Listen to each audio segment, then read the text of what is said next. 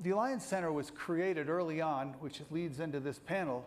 The first thing that it did back in 2004, when we took possession of the building, is we enabled 3 different campaigns to work out of the building before we'd even really renovated it or made it into offices. And the first one was to pass the bill, Amendment 37, the ballot initiative. Colorado was leading the way by having the citizens require that the independently owned utilities in the state of Colorado had to produce 10% of their energy from renewable and alternative sources by the year 2015.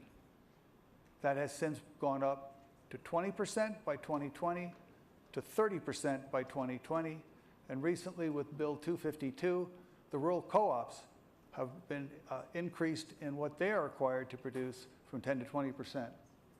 So tonight you're going to see through the lenses of Bob Castellino, who is a consummate photographer, who has gone off to be trained by Al Gore's program to teach people to speak about climate. And since he's come back, Bob has been inspired to create his own projects, about which you will hear. The Climate Reality Project Leadership Training Program, which is Al Gore's project. And Bob is the founder and CEO of Climate Colorado and the Switch 2020 campaign. Bob Castellino. Thank you very much. I've been photographing and writing about Colorado for the last 30 years, walking all corners of the state, skiing and climbing and hiking, and learning about the climate and watching the land change. With that, I'd like to share with you about the effects of climate change on Colorado. They are significant. The drivers are playing out in a significant way. So I'm going to take you on a bit of a journey about climate change in Colorado.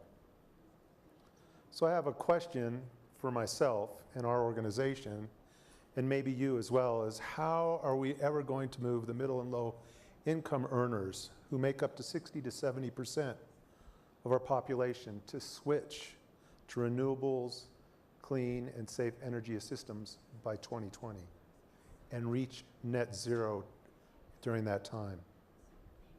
That's a big, big question. It's a big one for each of us to answer. Colorado is an amazing, diverse, and beautiful landscape, from the maroon bells to dinosaur, places like the Pawnee Buttes and the prairie grasslands and Wolf Creek Pass. It's a diverse people with a diverse set of interests and causes. And yet the signs of climate change are confusing. The messages that we're getting about them, that come from all different corners of the media, are difficult to believe and understand. The science says one thing, religious leaders say another, NGOs say another. Everybody has an idea about the solutions and what we need to do, but we're not sure how to get there. The effects of the climate crisis, and I call it the climate crisis in Colorado, because the things that we're seeing are truly having a significant impact. Shortened winters, lower than average snowpack causing water shortages, melting glaciers in Colorado that are decreasing water supplies, especially along the Front Range, like the Arapahoe Glacier running down the Silver Lake Basin. Pine forests decimated by the pine and the spruce beetle. We are experiencing more and frequent forest fires that burn hotter and more thoroughly, destroying our homes, land, diverse wild ecology, and ecotourism-based economies. And then, of course, extreme weather events like the flood of September 12th last year, costing billions of dollars and years to recover from. The main climate driver in Colorado, and the focus here is at home, is population growth. When I came here in 1970, there were 2 million people. In Summit County, there was 1 traffic light. Today, we share this land with 5.25 million people, and by the year 2040, we expect to have 8 million people we'll be sharing it with. That's going to have a significant impact on this land and this place and the climate we share. If the Clean Power Act gets engaged, as we hope, the 25 coal producers that have a combined revenue of $349 billion in 2007 is a huge amount. 30% reduction in that amount would redistribute revenues of approximately $105 million to clean, renewable energy sources. That's an amazing stimulus package each year. $105 billion being redistributed economically. It's a simple transfer payment. It would create new jobs and sustainable business in our homes, increasing the jobs in energy efficiency, wind, solar PV, geothermal, solar thermal, hydroelectric, and biomass industries. Those hard-earned dollars that each one of those wage earners I talked about in the beginning, they'd be able to keep them in their pockets and be able to save them and put them back into our local economies, revitalizing and renewing our communities. Gesundheit. The Switch 2020 campaign that we've created in the Climate Colorado organization is about solving the climate crisis in Colorado. It's about looking for the how-tos and how to engage people to move the needle and get to net zero by 2020. I hear a lot of people tell me it's not possible. I believe that it's possible to change and switch to renewable and clean and safe energy in 1 year and retrofit a home to net zero in that time. It's possible to build a skyscraper in 5 years that's net zero. It's possible to retrofit those same skyscrapers in Denver. This is an audacious and a very ambitious goal. Just think, 2 days ago, Beijing came forward with a policy that said we will stop burning coal by the year 2020. Isn't that interesting? 2020 is a very interesting year. So we're interested in moving from burning fossil fuels, safe, clean, and renewable energy sources to energy efficiency by the year 2020. Simple idea. Our next goal is to reduce water consumption by 50% by the year 2020. Our campaign is Don't Drip 2020. Next thing we're going to be doing is hosting the first annual climate summit to bring the NGOs, the business leaders, agribusiness, the faith and religious leaders, the energy industry, educators, the scientists, the local politicians on a city and a county level, and the city managers and the county managers and commissioners together to talk about, and not talk, but to set about creating a plan about how to accomplish this goal by 2020. That's going to happen on November 15th and 16th. We have the brain power, the resources, and technology. We're interested in building a collaborative network along with the great NGOs and the hard work that's been done for so many years with those leaders to reach out across those communities, putting a tiny home energy bank in place with all those resources in every city and every county. That's 300 cities and 64 counties in this state. That's 5.25 million people to move to net zero. Can you imagine the economy we would be stimulating by doing that?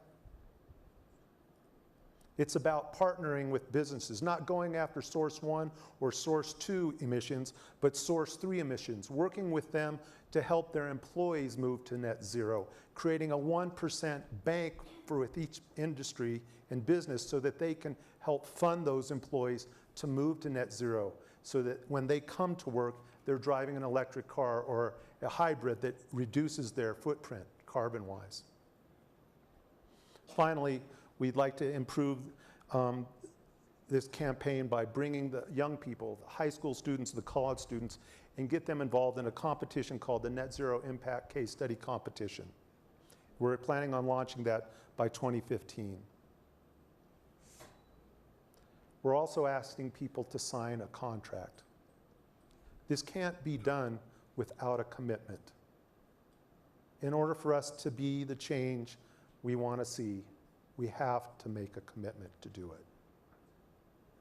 We're also going to map the results on a digital map to demonstrate where it's happening and who the good players and the good actors are, so that you can track them and find out what they're doing to make a difference, so that you can learn more quickly and accomplish that yourself. So I'd like to take this matter to heart, and I share this with you. Oh, no audio. Climate action, and Can we back that up, please? I met a Hi everybody, I'm Liz Lafferty, and I'm from Southern California. I'm one of the marchers for the Great Climate Action, and I met a 7-year-old girl holding a sign that said, "What will you tell your grandchildren?" And I didn't like my answer, so I decided I had to come out here and march. And the hardest part of the march, when people ask me, is not my feet, not my ankles, not my back, not my butt, not any of that. It's being willing to have my heart broken over and over again as I really learn what the status of things are. So I have a question for you. How can we join together to make the switch by 2020? Thank you.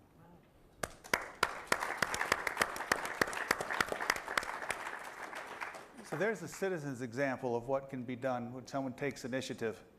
We have other examples coming up. Next is Mona Newton. She's the Executive Director of the Community Office for Resource Efficiency, CORE, based here in Aspen, working in the Roaring Fork Valley between Aspen and Glenwood Springs. Mona has come to to CORE from 5 years in the Governor's Energy Office.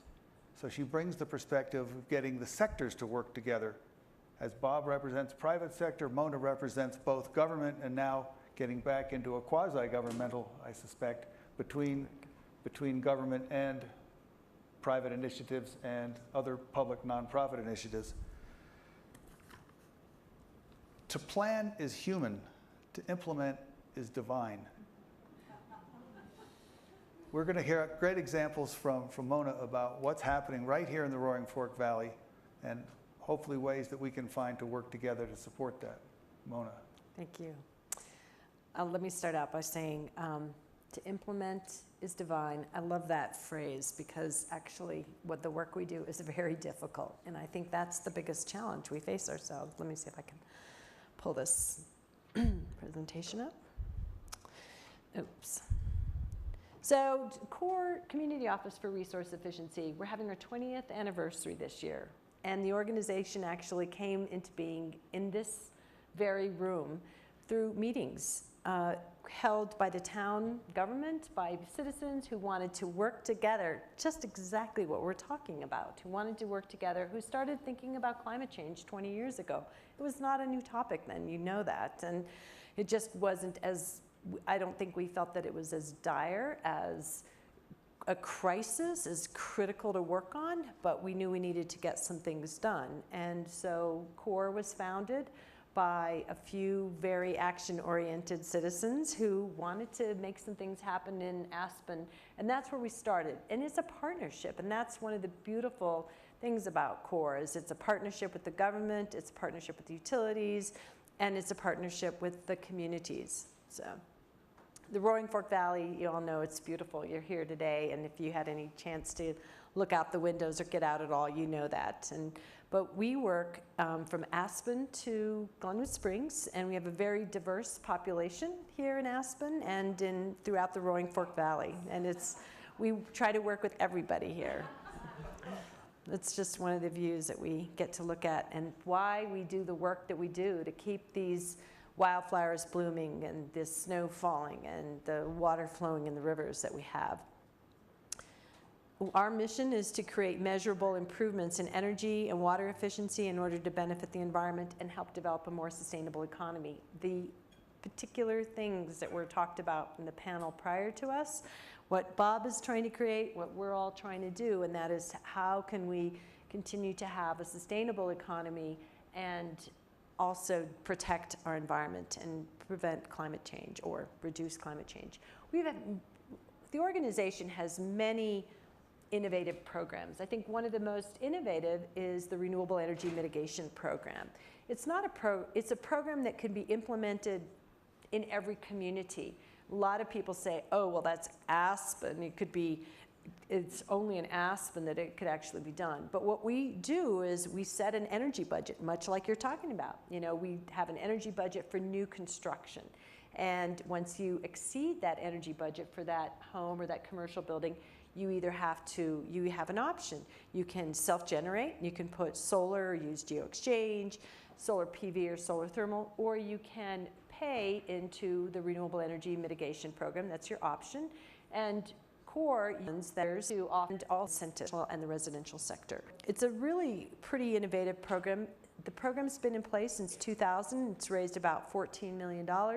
We've been able to put money back into the community in the terms of $9 million. We've funded Burlingame Affordable Housing. I was just talking to the builder of Burlingame as I was walking in, and so it's got solar thermal on it. And people come up to me, and I'm new to CORE, as John mentioned. I've only been here 2 years, and it's an exquisite opportunity, actually, that I'm able to be here. I feel very fortunate. Randy Udall was our founding director, and big shoes to fill, I got to tell you that. Not only were they size 12 or 13, but the man had an incredible vision. And he helped develop the Renewable Energy Mitigation Program with Joni Matrenga and also Stephen Knight, the building official. So they all got together. And we've been able to help fund solar systems. We are able to help fund the high school growing dome at the Roaring Fork High School. We're able to fund many grants that might not have gotten done without the incentives or the grant funds available. So we're saving lots of carbon. You know, we kind of had a sort of a down day the other day.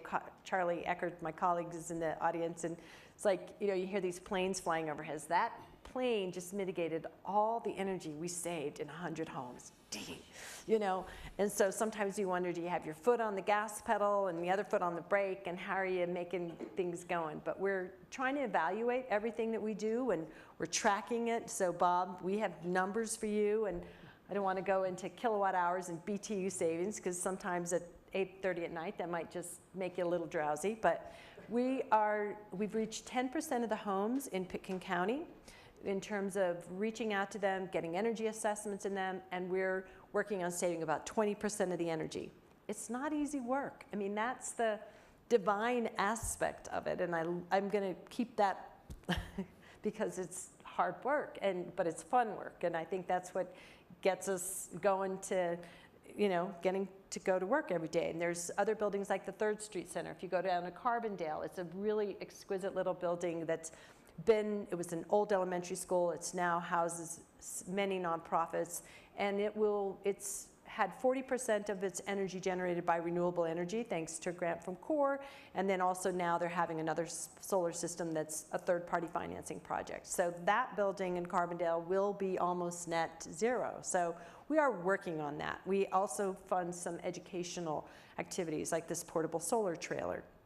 I've done some of that. I mentioned our rebate program. We offer appliance rebates. We offer rebates for PV systems, for energy efficiency upgrades. And you know, it's a really good program. We were fortunate to receive an a DOE grant in 2010, and we started a program with 2 other counties, Eagle and Gunnison County and Pitkin County.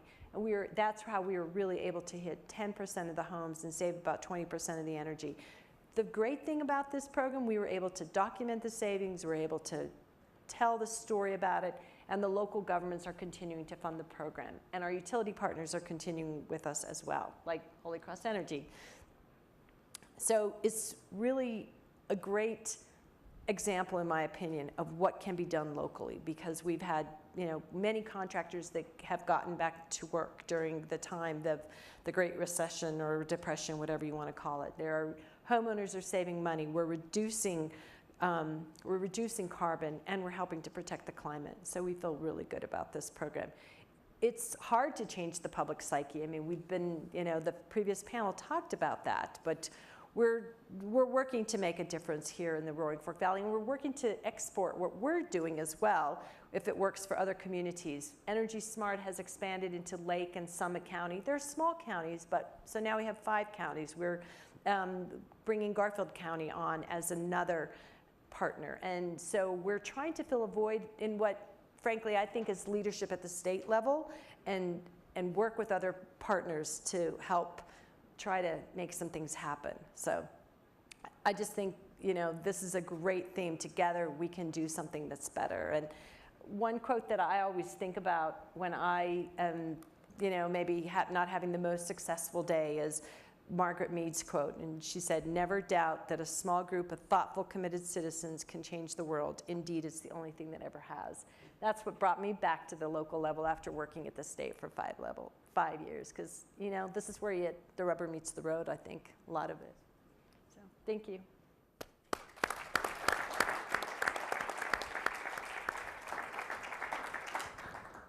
Del Worley will speak next, is the CEO for Holy Cross, which is electric distribution co-op. We mentioned earlier that Amendment 37 started Colorado on the path of renewable and alternative energy production. Holy Cross is arguably the most progressive co-op in the state and a leader. And I was asking in our prep for this panel, asking Del, so how can Holy Cross get the other co-ops to fall in line? And Del said, these are memberships, they elect their leaders, the leaders follow what the membership elects them to represent. So he said, what we can do is we can lead by example. And that's what they are doing, and that's why we're glad to have him here. Thank you. Del? Thank you. It's nice to be here. Get my PowerPoint up. Here we go. Somebody asked me earlier how we got the name Holy Cross. It's actually a mountain that's up by Vail Pass, just a little bit southwest or southeast of there. So it's actually a mountain, not a church. Our territory, as you can see, located here in Colorado. It's on the I-70 corridor from basically top of Vail Pass through Glenwood, south of the Colorado River on down towards Dubec, and then up the Roaring Fork Valley. And we serve most of the Roaring Fork Valley except the municipality here of Aspen and a little one in Carbondale, and then Glenwood has its own municipality. We are a hybrid distribution cooperative. For the most part, distribution cooperatives buy their power from a generation and transmission company. We actually have some of our own generation. We serve 55,000 meters. Our consumers are very favorable to renewable energy and energy efficiency programs. We tend to survey them quite often, and they're well over 60-70% favorable to those kinds of programs, and they're willing to pay for it.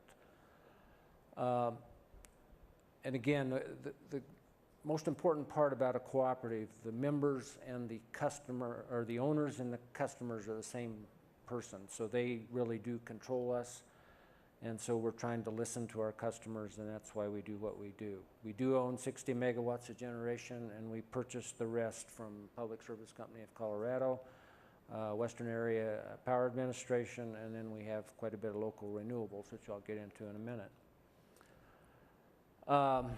We set our goal of 20% by 2015, actually before Amendment 37 passed, and we achieved that early this year, and so our board set new goals of 30% by 2020, which matches Excel's goals for Colorado, and then we went on and set another goal of 35 by 25.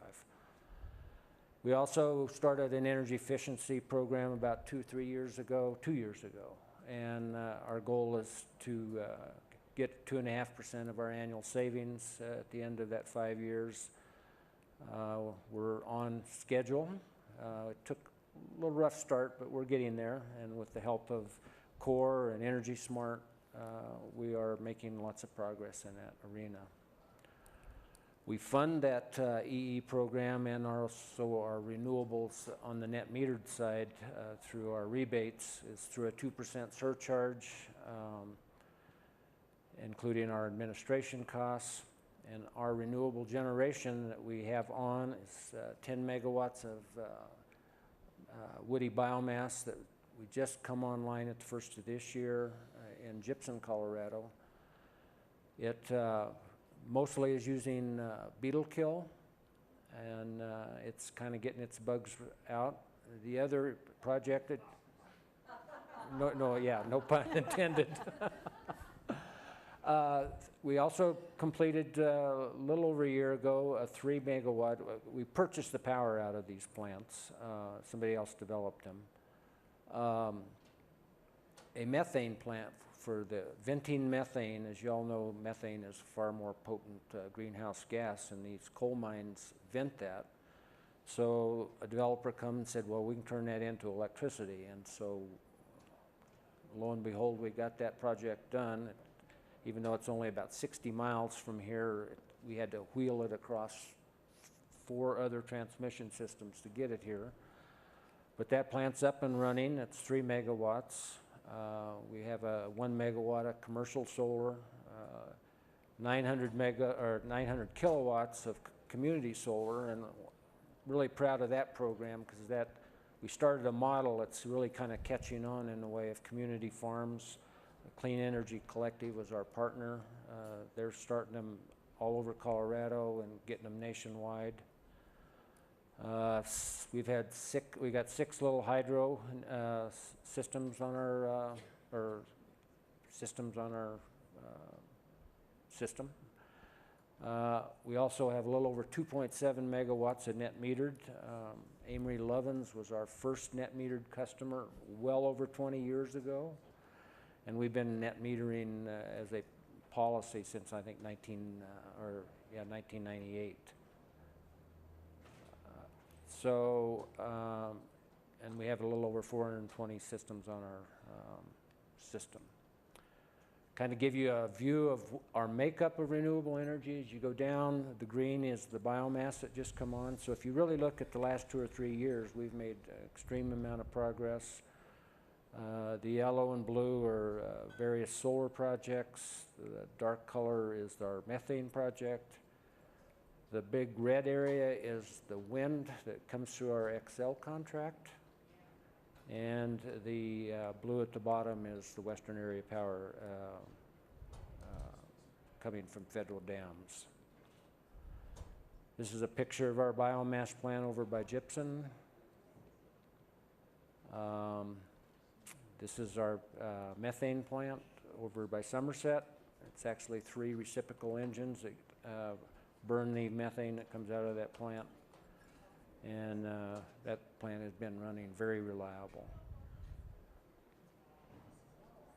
Just one last thing I'd like to say is actually of the 3 different utility types in Colorado, investor-owned, municipality, and cooperatives. I think 2 of the head of the municipalities is here in Aspen, and I think we are the leader in the cooperative world. And fortunately for us, the leader in the IOU world, Xcel, is also our power supplier. So we're leading. Thank you.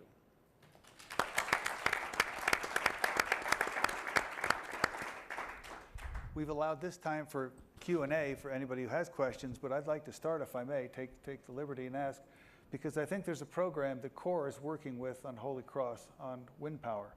And I wonder if the 2 of you might explain how you're working together between CORE and Holy Cross.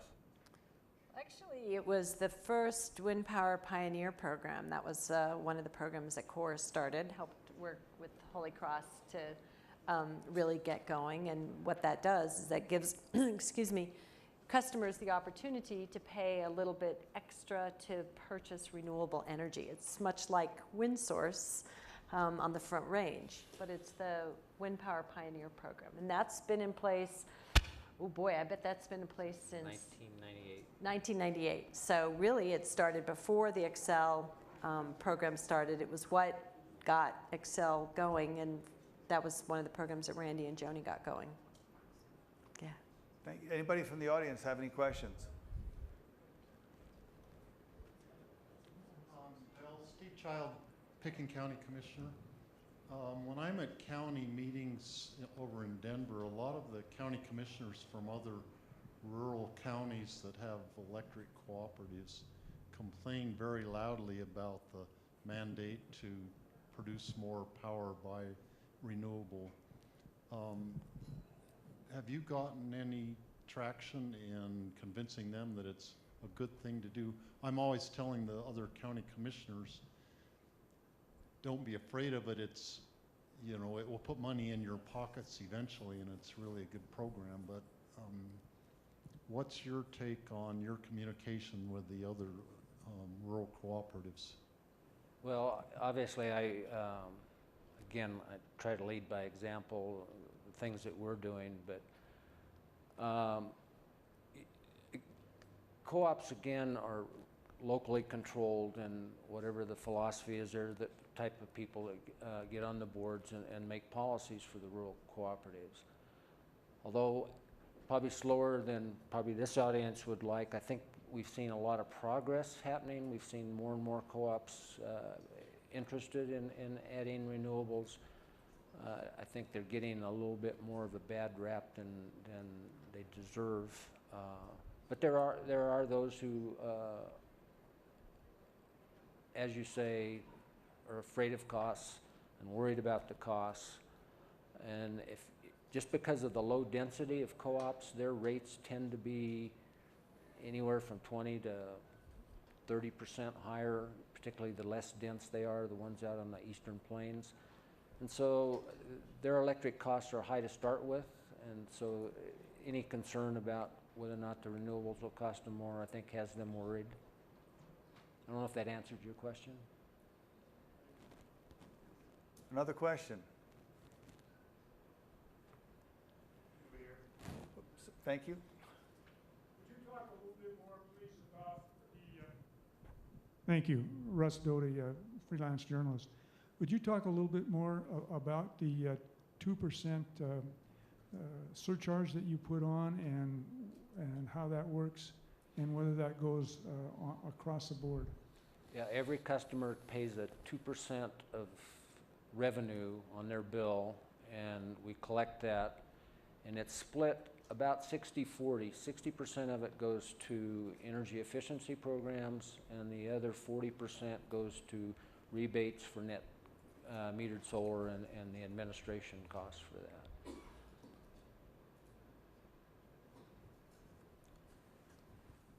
Any other questions? Under the lights there, Chip Cummins. Hi, thanks. Could you, Del, talk a little bit about the net metering in the state of Colorado? I know that it's been one of the real primary drivers, and I know there's some resistance to that on a statewide level from Public Service of Colorado. And how is Holy Cross addressing that issue of continuing the net metering?